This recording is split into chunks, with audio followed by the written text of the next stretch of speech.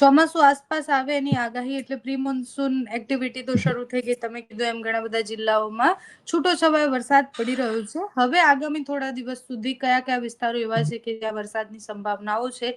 Pre monsoon activity 15 જૂન સુધી ચાલે તો એ કેટલા રાઉન્ડમાં વરસાદ જ્યાં છૂટોછવાયો પડવાનો છે ગુજરાતમાં?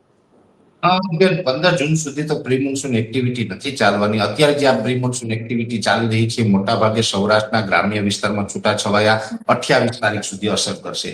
બીજો રાઉન્ડ આવશે 1 થી 8 જૂનમાં હશે, એ 15 તારીખ સુધી નહીં ચાલે.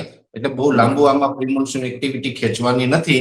પણ 1 થી 8 જૂનમાં જે વરસાદ પડશે એની અંદર મધ્ય ગુજરાતના છૂટાછવાયા વિસ્તાર, સૌરાષ્ટ્રના મોટા ભાગના વિસ્તાર અને દક્ષિણ ગુજરાતના લગભગ મોટા ભાગના વિસ્તાર, એમ ત્રણેય રિજનની અંદર પ્રી મોન્સૂન એક્ટિવિટીની શક્યતાઓ 1 થી 1 જૂનથી 8 જૂનમાં પણ દેખાઈ રહી છે. એટલે 2 રાઉન્ડની અંદર પ્રી મોન્સૂન એક્ટિવિટી થઈ શકે છે. અને સિસ્ટમો દેખાય રહી એટલે અલગ અલગ માધ્યમોથી જોઈએ તો બંગાળની ખાડી ને અરબી સમુદ્રમાં અમુક જગ્યાએ સાયક્લોનિક સર્ક્યુલેશન સિસ્ટમ, આપણે જે વાત કરી હતી અરબી સમુદ્રમાં બનેલી સિસ્ટમ ધીરે ધીરે હવે ઓમાન તરફ જઈ રહી છે. બંગાળની ખાડીમાં પણ એક સિસ્ટમ બની રહી છે.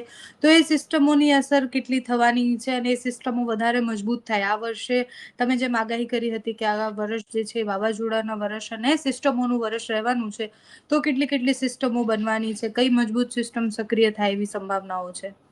નજીકના સમયની અંદર તો એટલે કે જે જૂન મહિનાની અંદર ગુજરાતમાં ચોમાસું બેસે ત્યાં સુધીમાં તો અરબ સાગર અને બંગાળની ખાડી બંનેની અંદર બેક ટુ બેક સિસ્ટમ બનવાની છે.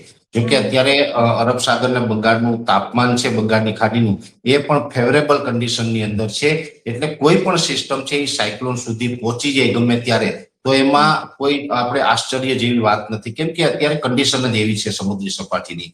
અત્યારે એક જે સિસ્ટમ બની હતી એ તો કેરળથી દરિયાકાંઠાથી ખૂબ નજીક બની હતી, ડીપ સીમાં ન હતી, એટલે એને પૂરતો સ્પેસ ન મળ્યો એટલે સાયક્લોન સુધી નથી પહોંચી. બંગાળની ખાડીની અંદર પણ અત્યારે જે સિસ્ટમ છે એ વધુ મજબૂત બનવાની શક્યતાઓ છે. ભલે કદાચ સાયક્લોન સુધી જાય એવી અત્યારે હાલની કન્ડિશન પ્રમાણે શક્યતા ઓછી છે, પણ મજબૂત બનશે. લગભગ ડિપ્રેશન સુધી તો એ સિસ્ટમ જશે અને એ સિસ્ટમ પણ પશ્ચિમ બંગાળ કે બાંગ્લાદેશ તરફ જાય તેવી શક્યતાઓ અમે માની રહ્યા છીએ કે બંનેની અંદર બેક ટુ બેક સિસ્ટમો બનતી રહેશે.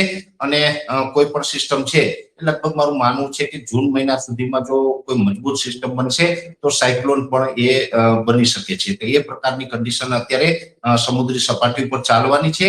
અને જુલાઈ મહિના પછીથી જે સિસ્ટમો બનશે એમાં બંગાળની ખાડી કરતા અરબ સાગરમાં સિસ્ટમો વધુ બને તેવી શક્યતા અમે માની રહ્યા છીએ. અને બંગાળની ખાડીમાં ઓછી સિસ્ટમ આ વર્ષે બનશે એનું કારણ પણ અલ નીનો હશે. એટલે કે અલ નીનોને કારણે બંગાળની ખાડીની અંદર સિસ્ટમો ઓછી બનશે, આઈઓડી પોઝિટિવ રહેશે, જેને કારણે અરબ સાગરની અંદર સિસ્ટમો વધુ બનશે. અને એકંદરે અરબ સાગરમાં જેટલી સિસ્ટમો વધુ બને એટલું ગુજરાત માટે કમસે કમ ફાયદારૂપ હોય એવું મારું વ્યક્તિગત અનુભવ પ્રમાણે માનવું છે.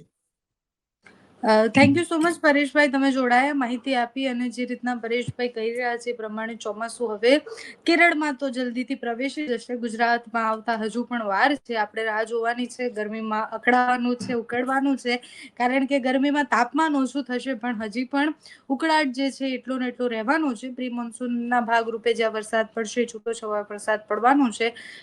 જૂનના પહેલા અઠવાડિયામાં વરસાદની આગાહી કરવામાં આવી છે. બાકી જે પણ માહિતી લેવાની હશે પરેશભાઈ સાથે લેતા રહીશું. Thank you so much Pareshbhai.